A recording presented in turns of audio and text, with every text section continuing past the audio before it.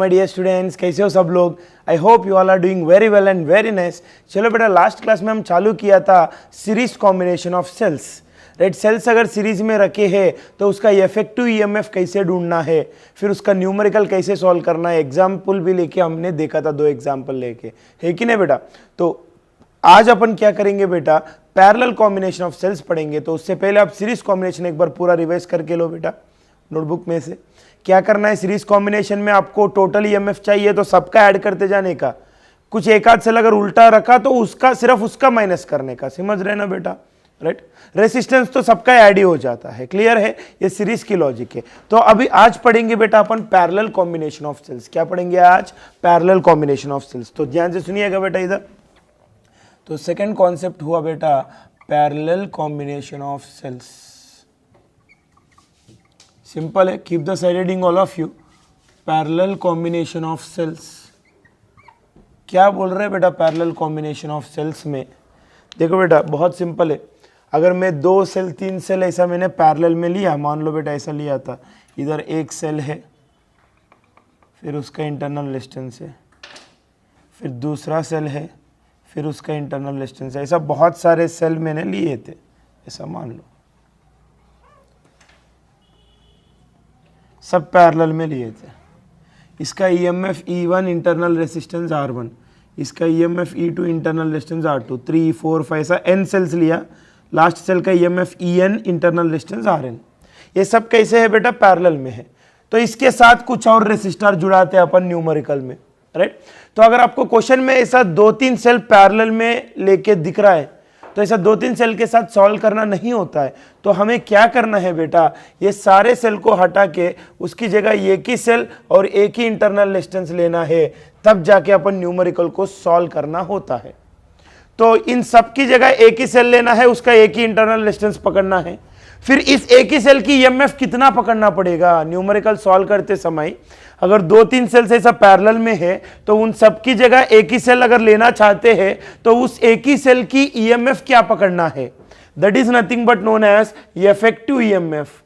और उसका internal resistance क्या पकड़ना है, that is nothing but known as effective internal resistance. तो ये इफेक्टिव ईएमएफ की फॉर्मूला क्या होता है, इधर कैसे ढूंढने का इफेक्टिव ईएमएफ, बहुत सिंपल है, ध्यान से सुनिएगा बेटा। E1 बाई R1 यानी पहला सेल का ईएमएफ डिवाइडेड बाय उसका इंटरनल रेजिस्टेंस, प्लस दूसरा सेल का भी सेम लेना है E2 बाई R2, फिर तीसरा सेल का E3 by R3, so on up to last cell का है बेटा EN बाई RN। खत्म नहीं हुआ, whole divided by 1 by R1 plus 1 by R2 plus so on up to 1 by RN। This is the formula to calculate effective EMF. यानी इन सब की सेल का पकड़ के नेट ईएमएफ कितना आता है, राइट, उसका फॉर्मूला है बेटा ये। मतलब उन सबको हटा के अगर एक सेल लेते हैं तो उस एक सेल कितना ईएमएफ का पकड़ना है, इतना ईएमएफ का। सर ये तो बहुत अजीब लग रहा है सर, याद रखना मुश्किल है। तो एक टेक्निक बताता हूं, सुनो बेटा। ये R यानी क्या है, रेसिस्टेंस ना। तो 1 by R, 1 by resistance, resistance की उल्टा कंडक्टेंस बोलते हैं। 1 बाई रेसिस्टेंस को क्या बोलते हैं, कंडक्टेंस। कंडक्टेंस को G से रिप्रेजेंट करते बेटा, कौन सा लेटर से, G से। तो इसको मैं ऐसा लिखता हूं बेटा, E1 इंटू 1 बाई R1 को G1 लिखते हैं। G1 मतलब कंडक्टेंस, समझ रहे ना। फिर E2 बाई R2 को E2 G2, so on up to last का EN GN, whole divided by 1 by R1 is nothing but G1, 1 by R2 is G2, so on up to 1 by RN is GN। ये simple जाएगा आपको याद रखने में।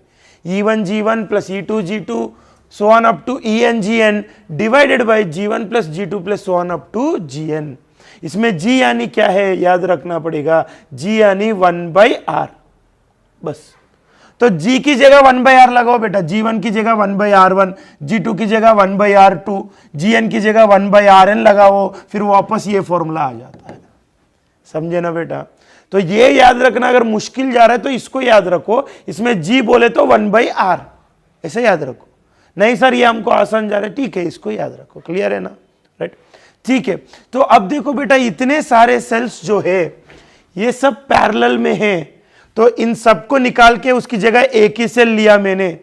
फिर उस एक ही सेल का जो ईएमएफ होता है दैट इज इफेक्टिव ईएमएफ, वो कैसे ढूंढना है, इस फॉर्मूला को यूज करके ढूंढना है। फिर उस एक ही सेल का इंटरनल रेजिस्टेंस जो होता है that is effective internal resistance, वो कैसे ढूंढना है, वो भी बहुत सिंपल है बेटा। पैरेलल की फॉर्मूला लगाना है, 1/R effective equals to 1/R1 plus 1/R2 so on up to 1/Rn। फिर इधर से मुझे R इफेक्टिव मिलेगा, इधर से मुझे E इफेक्टिव मिलेगा। फिर ये सारे सेल को हटा के उसकी जगह एक ही सेल ले लो, उस सेल की ईएमएफ होता है E इफेक्टिव, उस सेल की इंटरनल रेजिस्टेंस होता है R इफेक्टिव, वो कैलकुलेट करके उतना उतना लेने का। फिर प्रॉब्लम को सॉल्व करो, सेम आंसर आता है। मतलब न्यूमेरिकल में ऐसे 2-3 सेल पैरेलल में है तो उसका इफेक्टिव वैल्यू ढूंढ के उन सब की जगह वो एक ही सेल ले लो इफेक्टिव वाला, फिर न्यूमेरिकल सॉल्व करो, फिर आंसर बनता है। वो एक न्यूमेरिकल किया ना, आपको समझ में आता है बेटा, करवा के देता हूं न्यूमेरिकल। तो अब देखो बेटा, इधर एक पॉइंट आपको याद रखना है, ईएमएफ की वैल्यूज डालते समय इस फॉर्मूला में, राइट, ईएमएफ की वैल्यूज डालते समय साइन कन्वेंशन फॉलो करना है। Follow sign convention in taking the values of EMF। EMF की वैल्यूज लेते समय साइन कन्वेंशन फॉलो करना है। मतलब क्या है, ऑलरेडी सीरीज में बोला था मैंने आपको, सेल अगर सीधा जुड़ा है, सीधा है यानी पहला पॉजिटिव प्लेट फिर नेगेटिव प्लेट, तो पॉजिटिव लेने का। अगर किसी सेल उल्टा कनेक्टेड है, कोई एक सेल ऐसा कनेक्टेड है, उल्टा कनेक्टेड है ना, पहला नेगेटिव प्लेट फिर पॉजिटिव प्लेट, फिर उसका ईएमएफ माइनस में लेने का, उस फॉर्मूला में डालते समय उसका ईएमएफ माइनस में लेने का। समझ रहे ना बेटा? तो पूरा सॉल्व करने के बाद अगर इफेक्टिव वैल्यू पॉजिटिव में आया तो ये इफेक्टिव सेल को ऐसा लेना है, अगर इफेक्टिव वैल्यू नेगेटिव में आया तो ये इफेक्टिव सेल को उल्टा लेना पड़ता है, जैसे कल मैं सीरीज को समझाया था।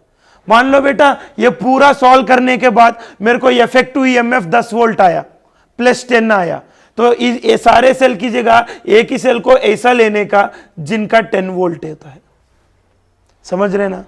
अगर ये पूरा सॉल्व करने के बाद मेरे को इफेक्टिव ईएमएफ -10 आया मान लो, मतलब न्यूमेरिकल में ये सब हटा के उसकी जगह एक ही सेल लेना है, उसको ऐसा लेना है, उसका वैल्यू तो 10 ही रहेगा, लेकिन मुझे इफेक्टिव ईएमएफ सॉल्व करने से बेटा -10 मिला, तो वैल्यू 10 है, माइनस का मतलब सेल को उल्टा लेने का। ऐसा जब इन सबको हटा के उसकी जगह इफेक्टिव सेल लेते हैं, उसको उल्टा लेना है। अगर हमें इफेक्टिव ईएमएफ माइनस में आए तो, प्लस में आए तो सीधा लेने का। समझ रहे ना बेटा? मैक्सिमम प्लस में ही आता है ऐसा। तो न्यूमेरिकल सॉल्व किए तो समझ में आ जाएगा बेटा, दोनों टाइप सॉल्व करेंगे, इफेक्टिव ईएमएफ प्लस आने जैसा माइनस आने जैसा, दोनों करके देखेंगे तो आपको समझ में आ जाएगा। तो अब एक चीज ध्यान में रखो बेटा, पैरेलल में अगर 2-3 सेल ऐसा पैरेलल में है तो उन सबको निकाल के उसकी जगह एक ही सेल ले सकते हैं अपन, उसको इफेक्टिव सेल बोलते हैं। फिर उस एक ही सेल का ईएमएफ कितना आएगा, दिस इज द फॉर्मूला। फिर उस एक ही सेल का इंटरनल रेजिस्टेंस कितना आएगा, दिस इज द फॉर्मूला। इस फॉर्मूला में E1, E2, E3 वैल्यूज डालते समय साइन कन्वेंशन फॉलो करना है, यानी सेल सीधा है तो पॉजिटिव ले लो, किसी सेल उल्टा जुड़े हैं उसका ईएमएफ नेगेटिव ले लो।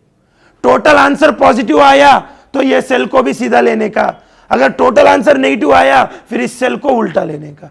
समझ रहे ना बेटा? वो क्वेश्चन करने से समझ में आ जाएगा। पहले ये नोट डाउन करो बेटा, पूरा अच्छे से, पूरा लिख के लो बेटा अच्छे से।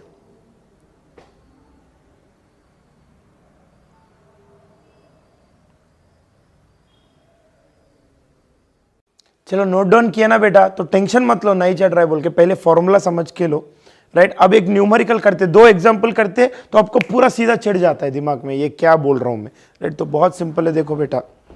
तो पहला एक एग्जांपल देखो बेटा कैसे है। मान लो बेटा मैंने 2 सेल्स ऐसा पैरेलल में लिए हैं, एक सेल ऐसा है, मान लो बेटा एक सेल ऐसा है,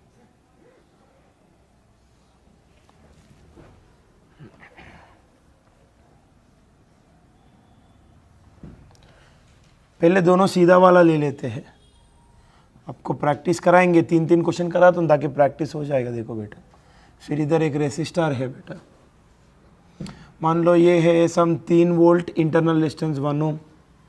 ये सम मान लो बेटा 5 वोल्ट, इसका भी इंटरनल रेजिस्टेंस मान लो बेटा 1 ओम, राइट।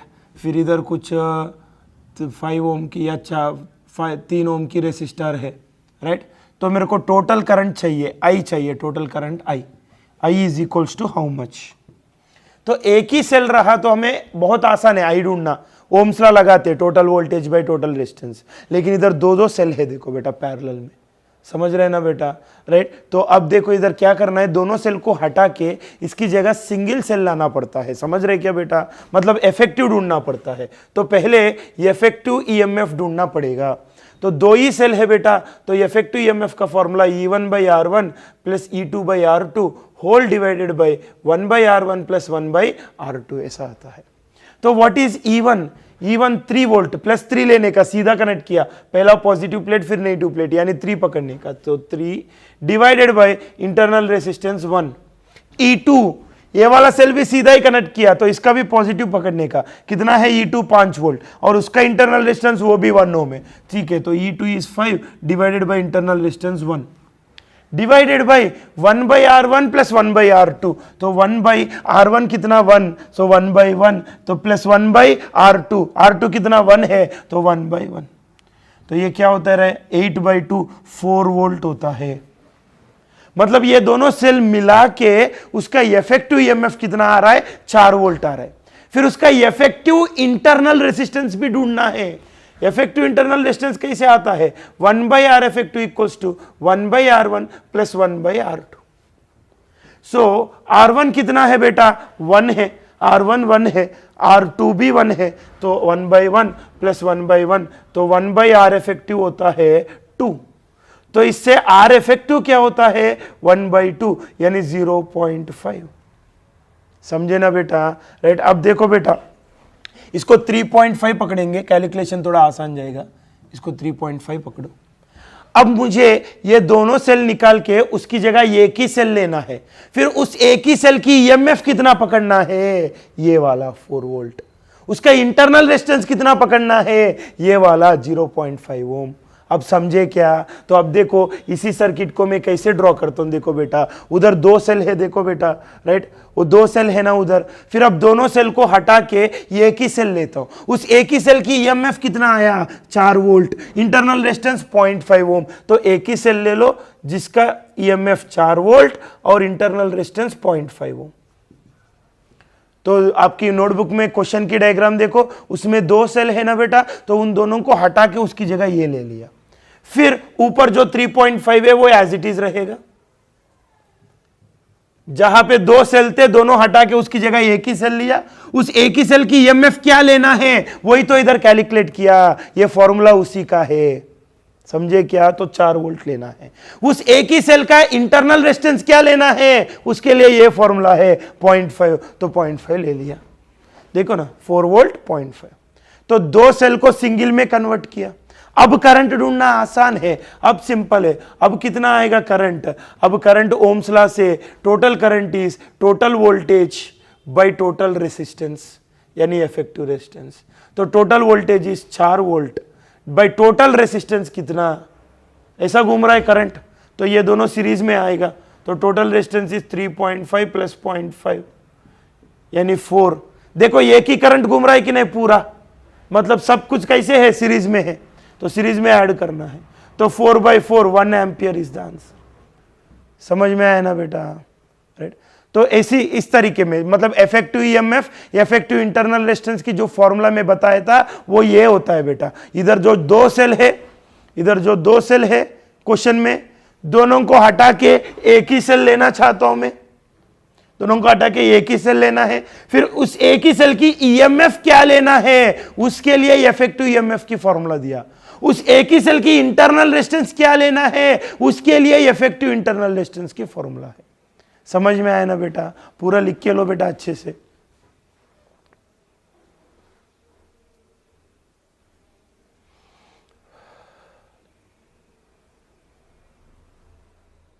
चलो नेक्स्ट क्वेश्चन लिख के लो बेटा। ऐसी मॉडल अपन 3-4 करेंगे, अलग अलग कॉम्बिनेशंस प्लस माइनस पकड़ के, ताकि सारे कॉम्बिनेशंस आपको आदत हो जाए। तो अब ऑलरेडी एक किया था, सेम मॉडल में और एक है, बस थोड़ा बैटरीज को उल्टा ऊपर नीचे किया। देखो बेटा मैंने इधर भी मेरे को आई ढूंढना है, what I need to find total current I in the circuit. तो अब देखो बेटा दो बैटरियां है पैरेलल में है, तो उसकी जगह एक ही बैटरी लेना है, तो उसका ईएमएफ क्या होता है, effective EMF E1/R1 plus E2/R2 whole divided by 1/R1 plus 1/R2।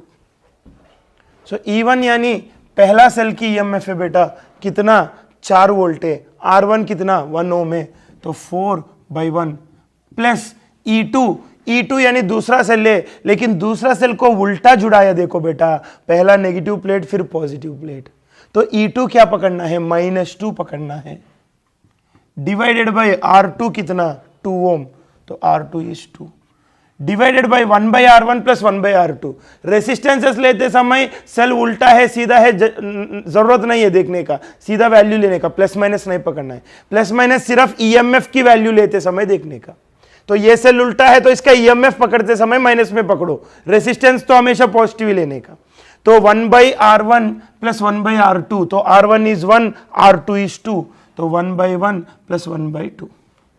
तो ये क्या होता है देखो बेटा 4/1 4 माइनस 2/2 1 होता है, तो 4 - 1 3 आएगा, नीचे 1 प्लस 1/2, 1 प्लस 1/2 3/2, तो ये टोटल होता है 2 वोल्ट। कितना होता है 2 वोल्ट। अब इफेक्टिव इंटरनल रेसिस्टेंस ढूंढना है। इफेक्टिव इंटरनल रेजिस्टेंस कैसे मिलता है, 1/R effective equal to 1/R1 plus 1/R2।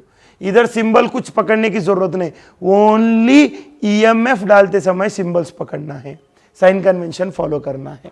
So 1/R1, R1 कितना 1 ओम, R2 कितना 2 ओम, R यानी इंटरनल रेजिस्टेंस इधर 1 ओम 2 ओम, सो 1/1 प्लस 1/2, स्मॉल r यानी इंटरनल रेजिस्टेंस बेटा बैटरी का, तो 1 प्लस 1/2 3/2। लेकिन ये इफेक्टिव रेजिस्टेंस नहीं है, ये 1/R इफेक्टिव है, ध्यान रखने का बेटा, ये 1/R इफेक्टिव। तो R इफेक्टिव क्या होता है इससे 2/3 ओम।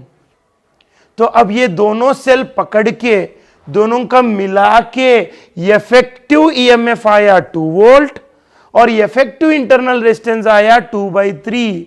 यानी क्वेश्चन के अंदर वो दोनों सेल को हटा के एक ही सेल ले लो बेटा जिसका ईएमएफ 2 वोल्ट का होनी चाहिए और जिसका इंटरनल रेजिस्टेंस 2/3 का होनी चाहिए। ये मतलब है बेटा जो मैं आपको थियरी पढ़ाया था उसका, समझ में आया ना बेटा। तो वो 2 सेल की जगह ये ले लिया, फिर ऊपर 5 ओम जो है वो वैसी की वैसी रहेगा, तो इसमें करंट आई जाएगा ऐसा। तो ओम्स लॉ लगाए तो I is equals to total voltage by total resistance, total current चाहिए ना, तो टोटल वोल्टेज इज 2 वोल्ट का है। टोटल रेसिस्टेंस क्या होता है, ये 5 ओम और ये 2/3 ओम दोनों की दोनों कैसे सीरीज में है, सेम करंट सभी में से जा रहा है देखो, तो दोनों सीरीज में है, तो 5 प्लस 2/3 सीरीज में ऐड करना है ना, तो इधर से I is equals to 2/3 5 15 plus 2 17 17/3 आएगा ये, फिर 3 ऊपर जाता है तो आंसर हो गया 6/17 एम्पियर। समझ में आया ना बेटा, सिंपल है ना, चलो लिख के लो अच्छे से फटाफट।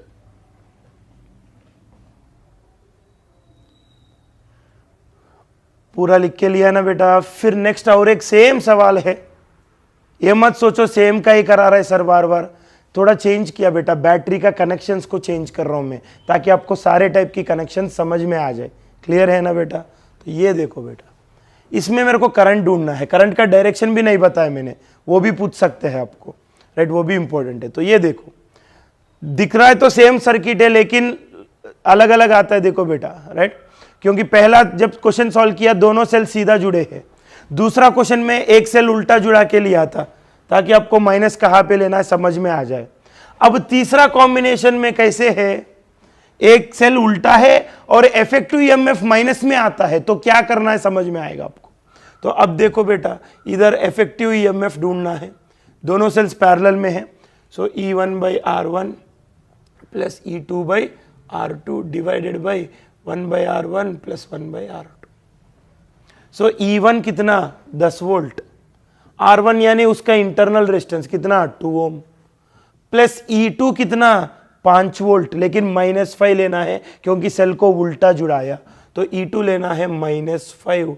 R2 कितना 0.5, 0.5 को 1/2 लिख सकते हैं ना, हाँ sir, divided by 1/R1, R1 is 2 plus 1/R2, R2 is 0.5, 0.5 को 1/2 लिखता हूं मैं, राइट। तो अब देखो बेटा 10/2 5 प्लस ऑफ माइनस माइनस, ये 2 ऊपर जाएगा तो 2 5 ज़र 10 डिवाइडेड बाई 1/2 प्लस ये 2 ऊपर जाता है, तो ये होगा 5 माइनस 10 -5, 2 2 ज़र 4 प्लस 1 5/2 आता है।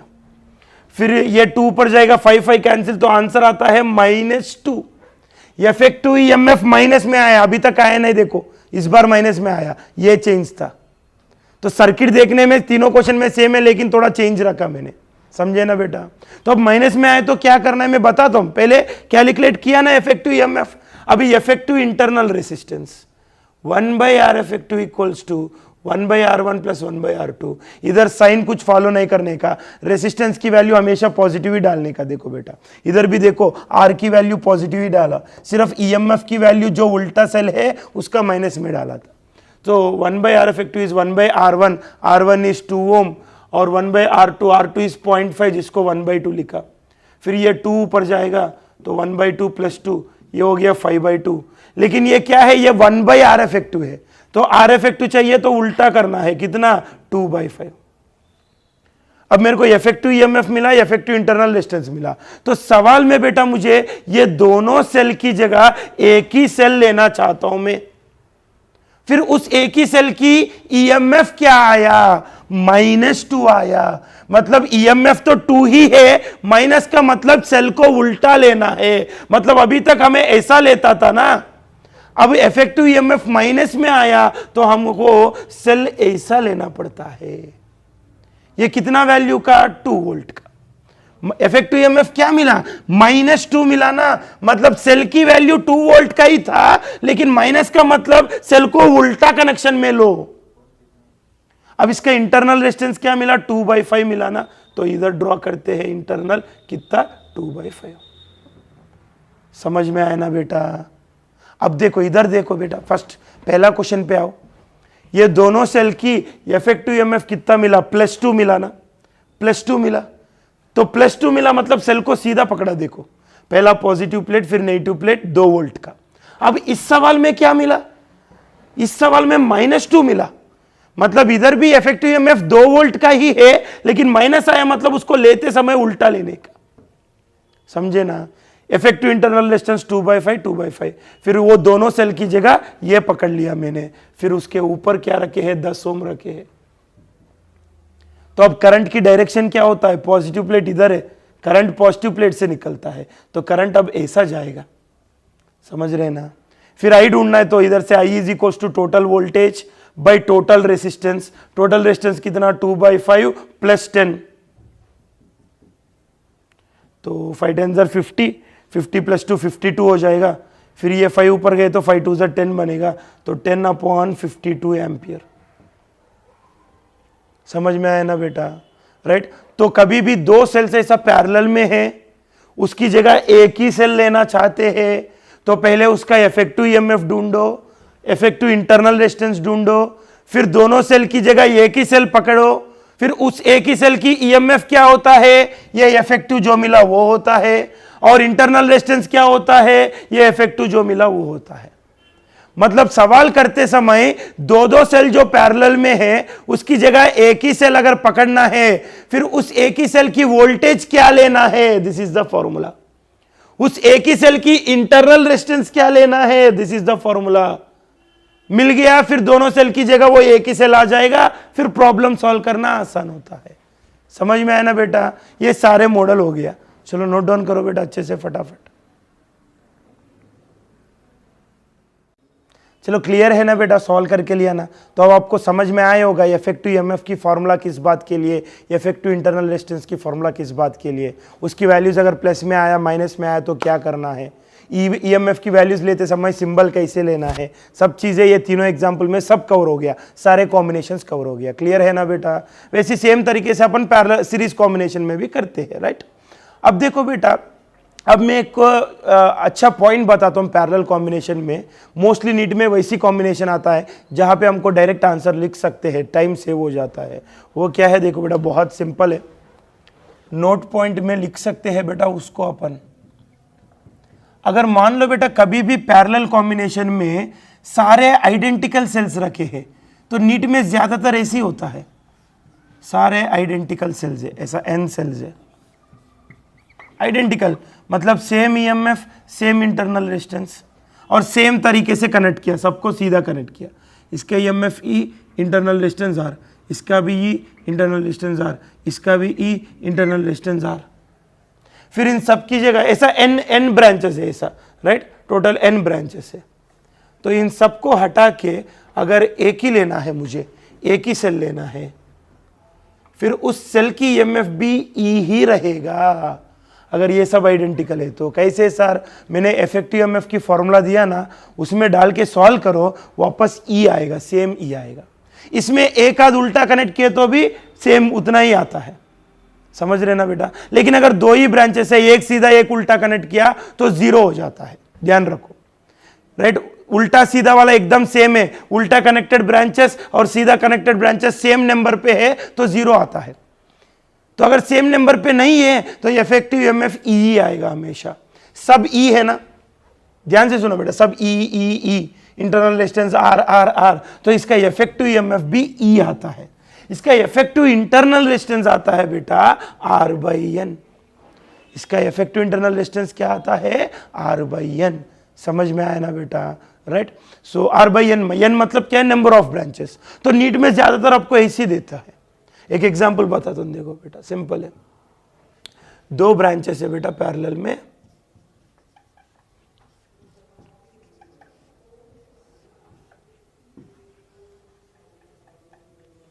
दोनों भी सीधा होनी चाहिए बेटा। एक सीधा एक उल्टा रहा तो सॉल्व करने के बाद जीरो आता है, समझ रहे ना? तो ये 3 वोल्ट 1 ओम, ये भी मान लो 2 ओम, ये भी 3 वोल्ट 2 ओम, ये भी 2 ओम। तो इसमें करंट ढूंढना है मुझे, क्या ढूंढना है? करंट ढूंढना है। तो ये देखो एकदम सेम है, कुछ भी उल्टा कनेक्टेड नहीं है, सीधा है दोनों भी। 3 वोल्ट 2 ओम, 3 वोल्ट 2 ओम, एकदम आइडेंटिकल है कि नहीं? तो इसकी जगह पे जो इफेक्टिव वाला सेल लेते हैं वो भी 3 वोल्ट का ही होता है। डी सीधा लिखने का, सॉल्व करने की जरूरत नहीं। उसका इफेक्टिव इंटरनल रेजिस्टेंस क्या आएगा? 2 ओम 2 ओम ना, तो कौन सी वैल्यू है इधर? इंटरनल रेजिस्टेंस सबका 2 ओम। कितनी ब्रांचेस है? 2 ब्रांचेस है ना, तो डिवाइडेड बाई 2। पैरेलल की टेक्निक, अगर पैरेलल में वैल्यू रिपीट हो रहा है तो कौन सी वैल्यू रिपीट हो रहा है? डिवाइडेड बाई कितनी बार रिपीट हो रहा है। तो ये बन जाता है 1 ओम, समझे ना? तो इधर से सीधा कर सकते, इफेक्टिव ईएमएफ का वैल्यू कैलकुलेट करो, इफेक्टिव इंटरनल रेजिस्टेंस का कैलकुलेट करो, फिर से यही आएगा, तो हमको टाइम बच जाता है। डायरेक्ट जब एकदम सेम रहता है तो इफेक्टिव वैल्यू ईएमएफ सेम आएगा, इंटरनल रेजिस्टेंस क्या आएगा? एक का वैल्यू कितना है divided by number of branches कितना है। एक का वैल्यू 2 ओम है, 2 ब्रांचेस है तो 2/2। पैरेलल की कॉन्सेप्ट लगाने का, पैरेलल में सेम वैल्यू है रेसिस्टेंस का, तो कौन सा वैल्यू रिपीट हो रहा है डिवाइडेड बाय कितने बार रिपीट हो रहा है। फिर ऊपर क्या है? ऊपर 2 ओम है, तो अब करंट कितना आता है? 1 एम्पियर आता है कि नहीं? देखो बेटा, I is equals to total voltage by total resistance कितना? 2 प्लस इसका क्या मिला? 1 मिला, 2 + 1 3 ओम, दैट इज 3/3 1 एम्पियर। खत्म बात। समझ में आया ना बेटा? चलो नोट डाउन करो फटाफट, अच्छे से पूरा लिख के लो बेटा।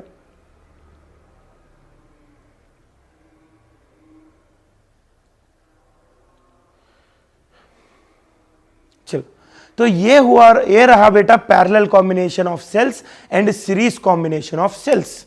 ये मेरा खुद का मेरे तरफ से न्यूमेरिकल्स दिया था ताकि आपको फॉर्मूला आदत हो जाए और फॉर्मूला समझ में आ जाए अच्छे से। अभी क्लियर है ना?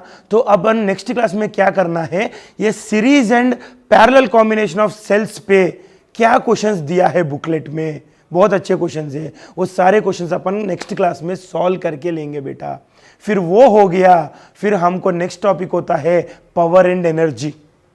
पावर एंड एनर्जी होता है, फिर करंट इलेक्ट्रिसिटी का फर्स्ट पार्ट खत्म होता है, फिर सेकंड पार्ट में आता है Kirchhoff law, Wheatstone bridge, meter bridge, potentiometer, सारे मेजरिंग इंस्ट्रूमेंट्स और किरचॉफ लॉ सेकंड पार्ट में आता है। कंटिन्यूएशन में लेते हैं पूरा अपन एक साथ, क्लियर है ना बेटा। तो ये खत्म हो गया, कल इसके न्यूमेरिकल्स करेंगे अपन बुकलेट में से। एक बार आप ट्राई करो बुकलेट में, अगर नहीं आए तो टेंशन मत लो, क्योंकि बहुत अच्छे क्वेश्चन है उसमें। पहली बार आना है बोल के जरूरी नहीं है, कुछ डिफिकल्ट क्वेश्चंस भी है, समझ रहे ना बेटा, राइट। तो नहीं आए तो टेंशन नहीं लेने का, मैं हूं समझाने के लिए। समझाने के बाद आप और 2 बार प्रैक्टिस करो, परफेक्ट हो जाते हैं, क्लियर है ना बेटा। तो कल बुकलेट से series and parallel combination of cells की करेंगे, न्यूमेरिकल्स करेंगे। Till then stay home, stay safe, practice physics very well. Thank you very much.